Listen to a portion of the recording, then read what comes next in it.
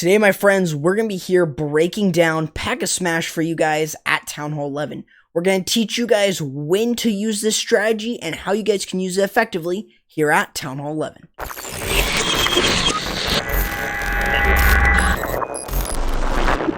So, you're here to learn the Pekka Smash. And let's first of all start off with how you guys should find the right base design to use it.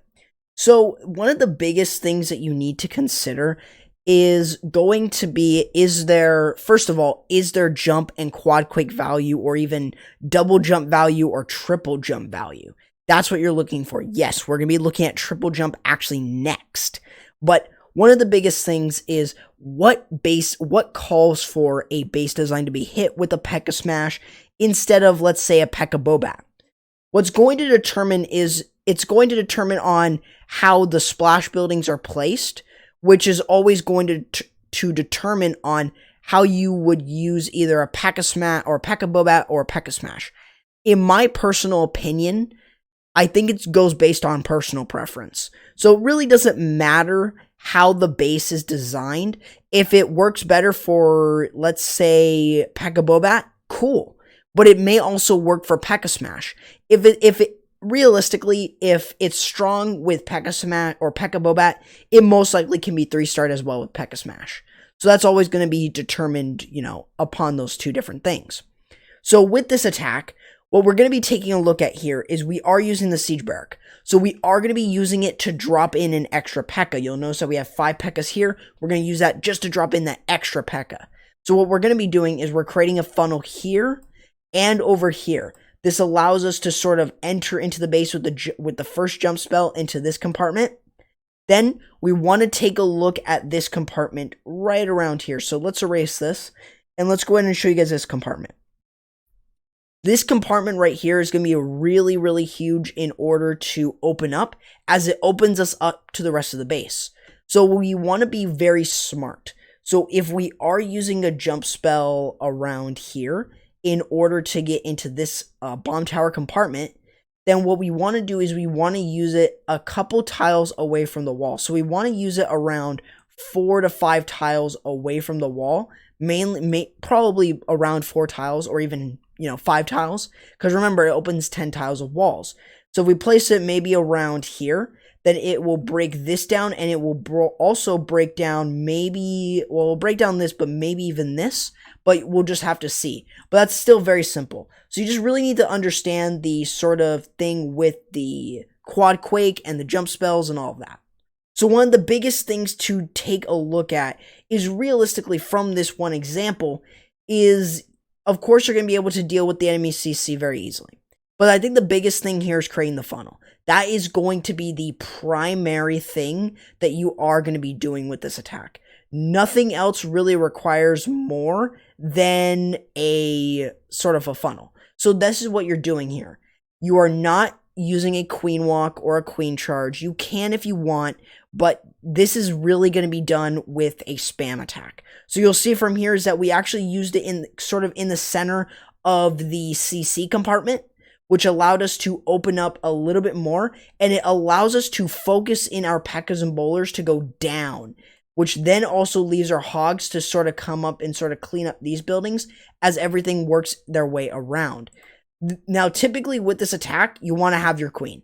Your queen's going to be able to get extra value, and the healers may or may not stay on her. So that's really where you need to have your queen in order to sort of take advantage of the base design, especially since a Pekka Smash, you cannot rely on the bowlers alone to hit over the wall. You will need that archer queen. So really keep that in mind. So you'll see as this example goes through is that we used our rage spells there. We want to keep our bowlers and our Pekkas raged up as they get through the base. You'll see that there was a tornado trap that is going to catch up a couple of those hogs. And that's really about it, except that we do still have the queen and her ability, so she's still going to be able to do some work around the base and still get something out of it. And that's really all that this strategy really is. It's very, very simple, as you can see, not too difficult. Yeah, you may or may not fail. It's definitely going to be a bit more random, But I would say that I think it's going to be extremely important for you to sort of understand and get something away from this example. You need to focus in on making sure that you are getting your Pekkas and bowlers to go in the right direction. So that's really where you got to control their pathing, which is the reason why you're bringing in the jump or the quad quake. You're not having them walking around the outside of the base. But you also really don't need the queen as much, but you will still need her, as she's going to be a very useful asset in terms of taking care of the like storages and other buildings from the outside and things that she can reach over the wall. So let's go ahead and move on to our next example with Pekka Smash. Now, before we actually take a look at this example, I really want to stress this. You see 3 jump spells. It's a lot of jump spells. That's a lot of spell space that you're using with jump. You could probably use a quad quake, but I think the difference here is that the jump spells can still offer some value if you enter into the right area. That's really where you want to try and get the most amount of value from your entire attack. So that means that what you're going to be doing is you are going to be looking for a lot of good value. So primarily here, what we want to do is we want to play this. And we just really want to sort of go through this entire example just so that then you guys can still understand it. So you'll see that we are starting off with the king, a wizard there. Usually what you're going to see with the king is you'll see a king and a wizard. King is usually going to go into the right direction that you want your entire attack to go in, and your wizard is going to control the pathing of your king. That's really very simple. Really not too hard. So I would say that I think one of the biggest things is just really understanding that. I've done it a lot as well. I probably even did it in the queen charge, queen walk guide, but definitely still it's very, very important to sort of understand that and understand why people do it. So you'll see from here is that now we're sending everything in, easily going to deal with that air defense so that then it stops hitting those healers. And you'll see that we're dealing with another damage CC. Now the bowlers will, or some of the bowlers will walk because of the archer tower there, and they will continue to walk on the outside because they will actually see that next archer tower. So there are really a couple things that you really need to look at in terms of sight range, but take a look at how much value upon this base design that they are still completely wrecking. And you'll even notice that we have the hogs from the opposite side going in around like this to sort of help those Pekkas and the bowlers stay into the base as much as possible. And that's really what you are trying to do with this attack. So not too much there, and still fairly simple, and it's an easy way of really dealing with different style of base designs. And what you'll notice is that 3 jumps were used, but 3 jumps were able to get really almost the entire base design. So many Pekkas are still up, a couple bowlers here and there, but that's really huge, and that's what you've got to consider when you guys are using this attack. So there's a lot of different factors here, but usually Pekkas are going to be the ones that stay up, and they are definitely very resilient on a lot of different base designs, especially on those, multi-inferno bases, but usually you should be able to get through a lot of different base designs fairly quickly without really having to deal with too much. So Pekka Smash is still a really viable option. I would say it's probably the most fun attack since you can do stuff like this. But now let's go ahead and move on to another example using this attack strategy. So we're going to be taking a look at another example, and what we're going to be taking a look at here is we're going to be using an Electro Dragon here to create the funnel. So one of the biggest things with an Electro Dragon when you're using this as a funnel is you're looking for buildings somewhat like what you saw right there, a lot of chain value. So that's what you're looking for with the Electro Dragon, and that can be really, really big. So you'll see that like stuff like diagonally and then going in like that can still chain. So making sure that you're going to be able to get chain value. That way with your Electro Dragon, you're still going to be able to get as much value as possible, really in order to get through a good chunk of the base. That's very, very simple. So you'll see that what we're doing is we're actually starting out with a queen walk. And I didn't say that we were going to be taking a look at it, but definitely here's an example of doing that. Very, very simple. Even without taking out this cannon, we were still able to get our queen into this area. We want to keep that queen in because she's going to be able to deal with the enemy CC, especially the baby dragon That's why we're going to be using our Grand Warden's ability over the Pekkas and Bowlers to keep them alive, especially dealing with that enemy CC.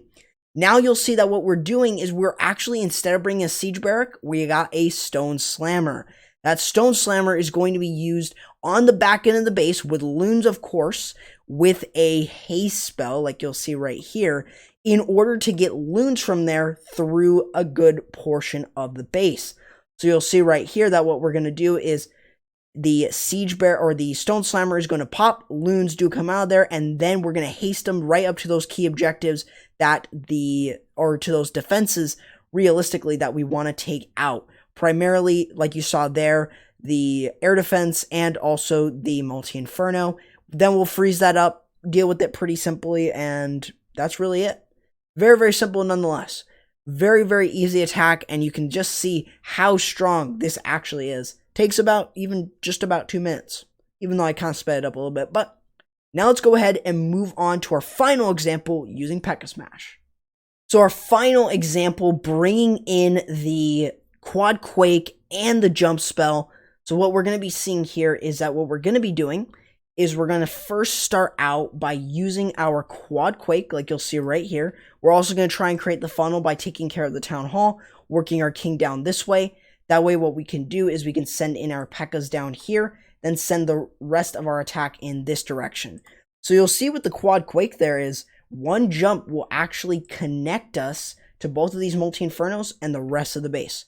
Very, very simple, like you see right here. So what we're going to be doing is just using our queen, taking our time, make sure that we're able to set our funnel, start with a queen walk, a short queen walk, just to deal with a couple things, keep that queen alive. Then we're going to try and make sure that we can keep her to sort of move through. So you'll see that it's a little bit sketchy here. We want to try and keep that queen alive. It got a little too close. But you'll see that as she's still working her way in, we created that funnel and we got a Stone Slammer. You'll see this time, though, we're not bringing any spells for it. Maybe a rage spell, but we're not really using anything for it. Now, you also may notice that there is a Lava Hound in the CC. So this is not something that you have to really overall deal with, but usually it is going to be a CC that's going to be somewhat of a nuisance, especially if you're using this. But you'll see that what we're doing is we've got the loons and then going in with the Stone Slammer. So that's going to get some value from there, but you'll see how much value realistically we got from the heroes and also the Pekkas and Bowlers from the Quad Quake and the jump itself, getting us a lot of good value. It's netting us some good value. But you can just see from the back end is that we just have our Stone Slammer working its way around the base. It'll go over to the Wizard Tower, so it's going to kind of move in like this, but still very simple on how its pathing is and stuff. Very, very simple like you see right here, and it's really not going to pop at all. Well, actually, I kind of said that a little too late there, but yeah, well, it's probably still not going to pop, but even if it did, it'll most likely have loons there for cleanup or something like that. So still, very, very simple attack. So, that's going to do it, guys, for the video. Hope you guys enjoyed. If you guys did, leave a like, subscribe, turn on the notification bell so you guys don't miss anything. Feel free to go ahead, follow me on Twitter, Instagram, and also feel free to go ahead and join my community Discord and follow me on Twitch. Also, feel free to go ahead and join any of the clans that I am covering here on the channel. Their links to their Discords will be in the description. But with that being said, guys, that's going to do it for the video. Hope you guys enjoyed, and I'll be seeing you guys next time. Corrupt, signing out.